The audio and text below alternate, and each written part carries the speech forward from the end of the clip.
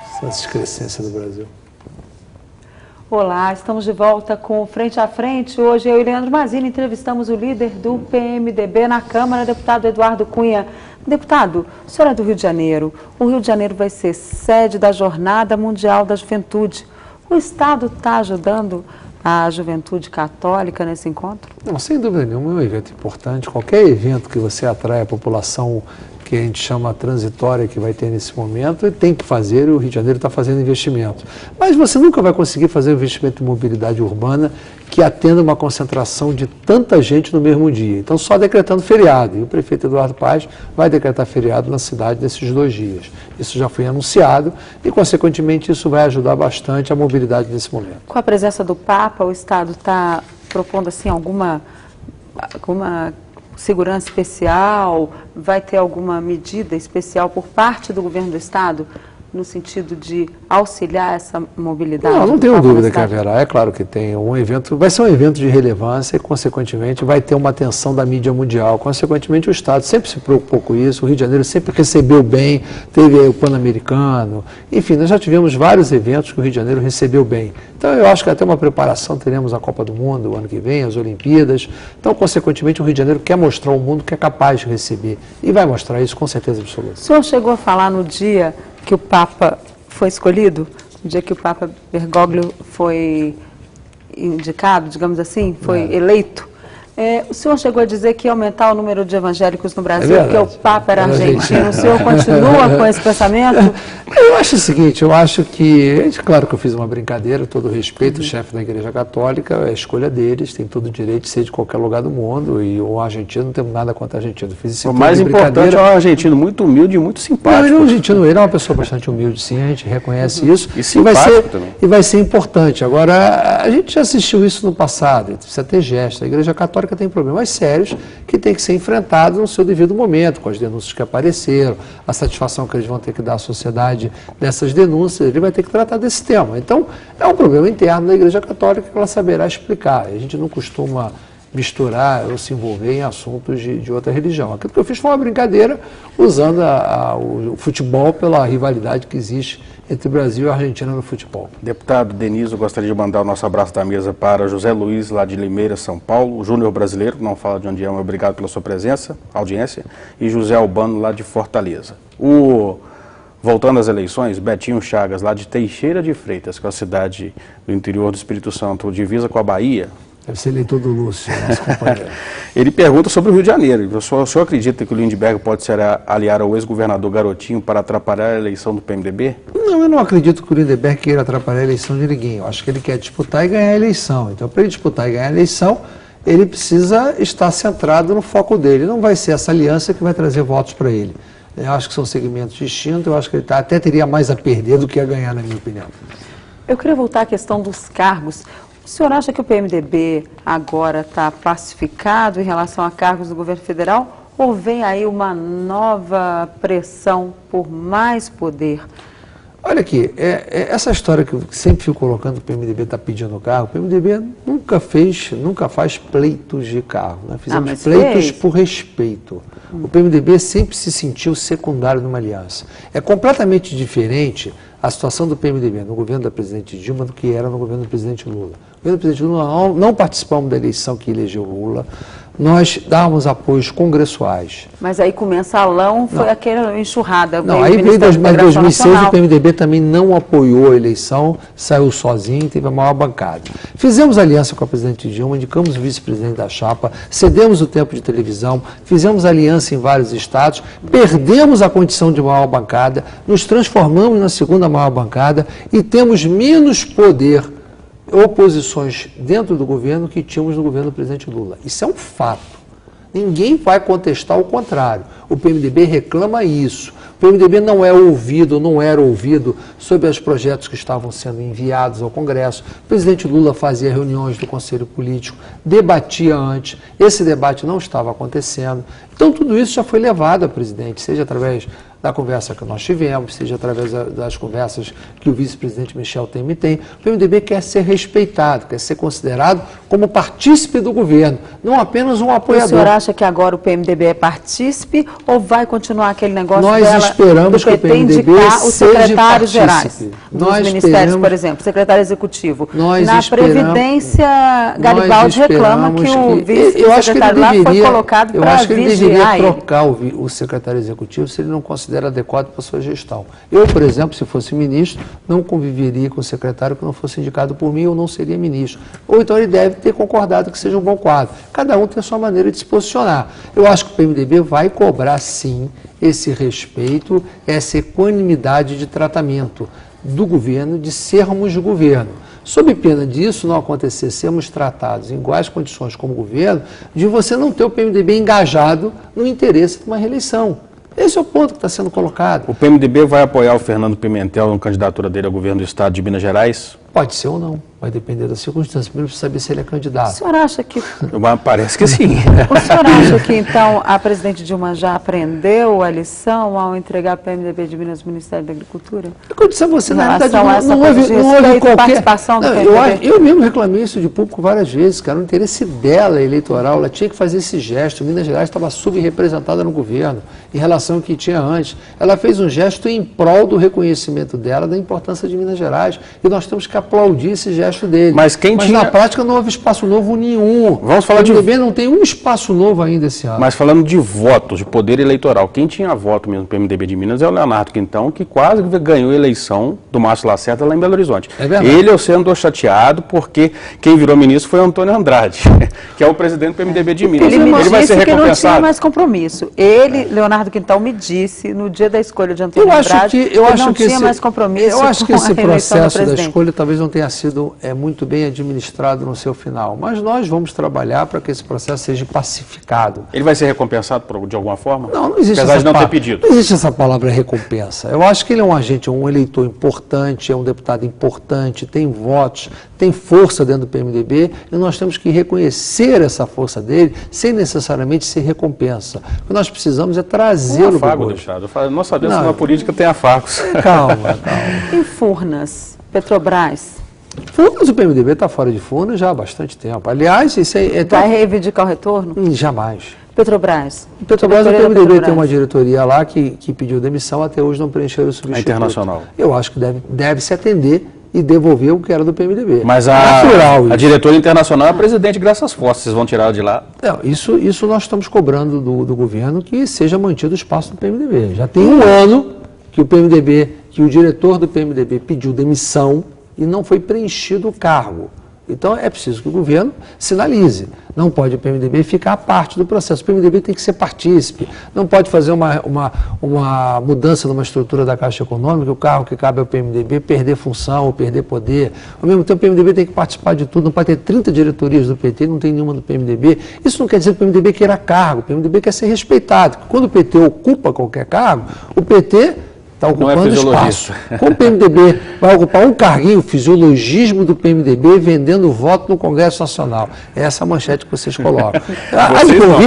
Vocês que eu digo a imprensa, não estou dizendo vocês dois. Você há de convir que há uma injustiça muito grande para com o PMDB. Vocês taxam o PMDB de fisiologista por qualquer coisa. Quando, na realidade, você não vê o PMDB. Nenhuma conversa que eu tive foi pedindo carro. E as agências reguladoras estão cheias de vaga, por exemplo, a ANP tem 2. ANP, a Anvisa, a ANEL, a Anatel, está tudo cheio de vaga. Mas as agências são uma prerrogativa do Senado Federal que é por quem passa esse crivo. Então, essas agências... Então, a Câmara não vai fazer nenhuma indicação para as agências A Câmara nunca fez indicação para a agência reguladora. Nem vai fazer? Por enquanto, não vejo nenhum movimento. Isso é um papel do Senado Federal? É um papel do Senado Federal. E a Infraero, a Câmara vai indicar? Eu já te disse, o ministro Moreira Franco vai conhecer os diretores da Infraero e avaliar o seu desempenho. Se entender que são compatíveis, os manterá. Se não entender que tem condições de continuar como diretores, os trocará e tem autonomia partidária para isso. O ministro da Agricultura vai escolher o secretário executivo e todos já escolheu, já mandou o nome quem ele quis ser secretário executivo, já escolheu. Não vai manter o secretário executivo que havia sido indicado pelo PT na gestão. Parece que está tendo uma briga pela diretoria financeira da Conab, uma briga interna do PMDB. Não Não conheço essa briga, mas até porque a Conab, pelo que eu sei, a presidida... Aliás, o ministério que cabe ao PMDB, a Conab não é do PMDB. Está com o PTB, se eu não me engano. Está com o PTB. Então, você vê, o PMDB tem muito pouco cargo no governo, muito pouco espaço. Ou seja, nessa coisa de cada um escolhe seus cargos, o único que vai sobrar é o ministro Garibaldi. O senhor acha que ele é fraco, então? Não. Eu não disse que ele conseguiu fazer, você não sabe se foi uma opção dele a escolha do secretário executivo? Eu nunca ouvi dele. Não, lá atrás ele falou, inclusive, no aniversário dele, que foi uma escolha do presidente Dilma e que ele estava lá para vigiá-lo. E que ele depois ficou amigo. Assim, falou aqui no frente a frente. Mas é porque ele aceitou, ele concordou, ele achou, né, dentro da humildade, da característica do Garibaldi, que era bom ter um ex-ministro, que havia sido ministro até aquele momento, conhecia bem numa parte específica para ajudá-lo. Quis avaliar a performance e gostou. Foi uma decisão dele. Se ele não quisesse que o Gabas fosse secretário executivo, não teria sido. Como o Antônio Andrade não quer que o ex-secretário executivo ou o atual secretário executivo permaneça. Então, cada um tem a sua maneira de ser. Eu não sei que maneira Franco vai manter como secretário executivo do ministério dele. Certamente não será o que estava antes lá. Então, cada um tem a sua maneira de administrar. O senhor não acredita que até os ministros já entraram no clima também do oba-oba da antecipação eleitoral? Porque o primeiro antecipação eleitoral não foram os ministros. Mas o primeiro compromisso oficial do ministro Antônio Andrade, fora de Brasília, foi o encontro regional do PMDB na Zona da Mata de Minas. Mas não é normal isso?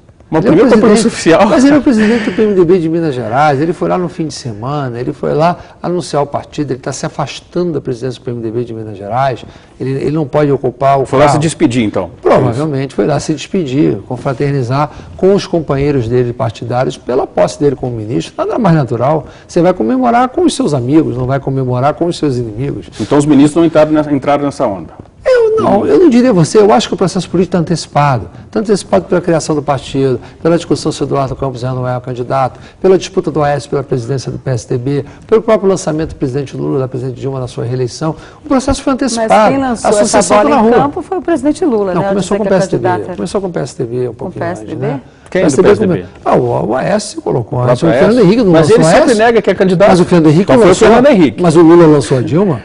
Mas quem lançou quem ali primeiro? O Fernando Henrique lançou a Aécio. Depois o Lula lançou a Dilma. Depois o Lula lançou a Dilma. Então, cada ação gera uma reação. Isso é a terceira lei de Newton. Em igual intensidade, em sentido contrário.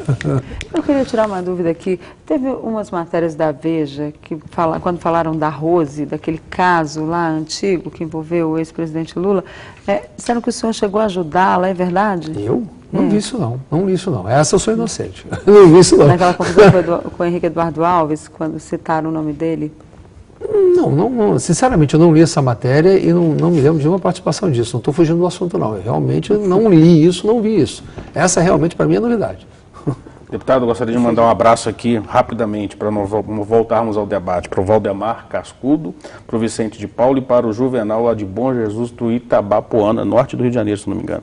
Norte do Rio de Janeiro. E o Luiz Fernando Costa Moreira, de Itamonte, Minas Gerais, pergunta, além das questões dos royalties, a questão energética com reservatórios baixos, ou seja, o risco de apagão pode entrar na campanha 2014? Se isso ocorrer um apagão, certamente acontecerá, mas eu não vejo o risco de apagão, porque talvez se você tivesse com um crescimento econômico acentuado no nível que estava antes de 2011, de 5, 6% ao ano, talvez se mantivesse o nível de reservatório baixo, você poderia ter algum risco. Mas o sistema hoje é um sistema interligado, você está entrando em operação geral, Santo Antônio são usinas muito grandes, com muita reserva de energia. O sistema interligado que não tinha na época do Fernando Henrique, o que é o sistema interligado? Você produz energia no norte do país e traz para o sul do país. Isso não existia. O grande mérito do governo Lula foi a interligação do sistema de energia elétrica. Você transporta a energia da onde tem reservatório cheio para onde não tem reservatório. Em nível elevado que possa ser suprido. Então, os mecanismos hoje de manobra são muito maiores que eram no passado. Então, sinceramente, eu não acredito em apagão. O senhor é economista. Já que o senhor não acredita em apagão, o senhor acredita em volta da inflação? Não, a inflação ela está presente. Porque ela está... Veja bem, o que é o conceito de inflação? Já sentem o aumento do preço de alimentos. Inflação, o que é a definição de inflação? É alta continuada de preços. Alta de preços não é inflação, é alta continuada. E a inflação você tem ou de custos, porque os custos estão aumentando e pressionando os preços, ou você tem de demanda. A inflação que nós tivemos nos últimos tempos foi uma inflação de demanda. A classe média cresceu, ela passou a consumir mais, gerou demanda que foram supridas em parte por importações. Depois você corrigiu o câmbio, consequentemente diminuiu um pouco o volume de importações. Você sofreu o baque do custo de petróleo. Então você tem fatores, são fatores externos. A inflação no Brasil não é por descontrole de contas públicas, porque a cada dia que passa nós diminuímos a dívida pública, porque diminuiu-se a taxa de juros e aumentou-se o superávit primário que pôde gerar a capacidade do pagamento da dívida. Mas num país então, onde eu não tudo vejo anda essa inflação descontrolada. A infraestrutura, o gargalo da infraestrutura no Brasil não contribui? Isso é outra coisa. É o chamado custo Brasil, que a gente fala. Mas não contribui? Isso contribui a carga demora a chegar, isso o alimento chega contribui para caro? afetar o lucro das empresas que estão vendendo dos produtores, mas não contribui para a inflação. No preço final? Não, isso não contribui para o preço final, porque você tem mecanismos regulatórios ou mecanismos que você possa normatizar os produtos que compõem o índice de preços que forma o chamado cálculo da inflação. Se o senhor fosse presidente da República, o senhor demitiria um ministro que mantém um PIB de 0,9%? Entre as razões desse PIB, se eu fizer esse PIB comparado com o país... Mas ele mesmo previa 4 ou 5% no final do ano. Eu vi uma frase dele numa revista esse fim de semana fantástica. Se disser quem acertou, ele ninguém acertou. De economia. Então, ele não está sozinho no erro, ele tem solidários no erro. Então, eu não diria, o problema de crescimento ou não... Mas vamos comparar o Brasil com os outros países do BRIC. E as razões. O Brasil com outros países da América Latina e o Brasil com os outros países do BRIC, se o Brasil está lá com o BRIC, atrás. Rússia, Índia e China são fatores ou preponderantes completamente diferentes. A Rússia... Eles investem. Mas em compensação, como é que está a inflação na Rússia, como é que está a dívida pública na Rússia, como é que está o nível de classe média da Rússia, o nível de renda. Quando você pega a China, metade da China está na zona rural ou tem trabalho escravo. Quando você pega a Índia, é pior ainda, a mão de obra escrava da China de custo baixo está transferindo para a Índia. Né? Cada um tem o seu problema. Nós não podemos comparar, como a gente brinca, cada cachorro tem que lamber a sua ferida. Deixa a gente lamber a nossa, né? Eu queria falar um pouquinho da sua relação com o jornalista. O senhor andou brigando com o famoso colunista Jorge Basso Moreno, que vive as turras com o senhor no Twitter. Também teve uma briga com o Boechat. Quantos jornalistas o senhor já processou? Quantos jornalistas o senhor já processou e quantos processos o senhor responde? Não, responda nenhum. Nenhum. As minhas brigas são pontuais. Eu já processei muitos jornalistas, sim, até porque quando você tem uma matéria e essa matéria é repetida, há uma jurisprudência que se eu não processar todos que falaram a mesma coisa, eu perco a ação. Então, muitas vezes... É um fato mais jurídico. É um problema jurídico. Eu sou obrigado a processar. Teve gente que eu processei obrigado para não perder a outra ação que eu tinha processado. Se ele publica uma notícia caluniosa e você repete a notícia caluniosa, se eu não processar os dois, eu já perdi os dois processos. Mas em casa... O senhor, em casa lá, o senhor não tem uma defensora dos jornalistas, não? Tenho, eu sou casado com uma jornalista. Então, eu sou defensor do jornalista, eu não sou contra o jornalista. A minha relação com a maioria dos jornalistas é uma relação sempre afável. O problema é que houve, por fatores que não vai ter tempo aqui para relatar, uma relação deteriorada com as organizações Globo. E isso se reflete em muitos dos seus jornalistas. O meu maior volume de brigas é efetivamente com as organizações Globo. E aí está esse jornalista que você citou, que passou a me atacar ou me agredir, porque existe uma coisa seguinte, eu não tenho nenhum problema com relação à crítica, eu não fujo de assunto nenhum. E você pode publicar o que quiser a meu respeito, desde que me dê o direito de defesa. Você não pode me caluniar e não me dar o direito de defesa, ou me agredir sem provas. Então, eu não tenho nenhum problema de que fale de mim. À vontade, eu não tenho essa pretensão, não sou contra, sou absolutamente contrário a qualquer tipo de censura, não tenho medo de noticiário nenhum, sou transparente em todos os meus gestos, meus atos e estou sempre pronto a defendê-los. Podem não concordar comigo, mas nunca ninguém me viu fugir de tema nenhum, ou de assunto nenhum, ou de defender qualquer tipo de coisa que falem de mim. Agora, me agredir de graça, me atacar na minha honra, sem motivo, aí não dá para aceitar. Nós vamos ter que fazer um programa com o Jorge Basso Moreno agora também. Mas eu não estou atacando ele, não. Não, claro. Não, para trazer ele aqui também para falar um pouco disso. Ele certamente irá me atacar muito e pode gerar outro processo. Denise? Eu queria saber, então o senhor fala muito das questões do processo, o senhor não responde a nenhum? Nenhum. Sou só autor, não sou réu. O único processo que eu respondo foi esse do Supremo que vocês falaram semana passada, eu passei a responder depois que publicar o acordo. Mas então o senhor pegou aquelas certidões todas lá, não tinha nada a ver com o processo? É investigação, é inquérito. Tá certo. Não tinha processo. Inquérito, o senhor tem algum? Além desse que tinha no Supremo, tem um outro inquérito que está tramitando no Supremo, da qual tiveram peças de um processo judicial que foi transferido para Brasília, está lá em análise, não tem absolutamente nada, já viu os depoimentos, esse processo vai retornar ao estado de origem, só porque grampearam uma pessoa que falaram comigo, uma pessoa falou comigo grampeada, como pegaram um deputado federal e mandaram tudo para Brasília. Somente isso. Deputado, infelizmente o nosso tempo acabou. Gostaria muito de continuar o programa. O debate está muito bom. Com certeza o telespectador está gostando, mas eu agradeço muito a sua presença aqui hoje, ter aceitado o nosso convite. Eu que agradeço a vocês a possibilidade e sempre que me convidarem estarei presente. Boa noite, Denise. Boa noite, Leandro. Boa noite, deputado. Muito obrigada pela sua presença e boa noite para você que nos assistiu. Boa noite aos telespectadores. Até o próximo Frente a Frente na terça-feira que vem.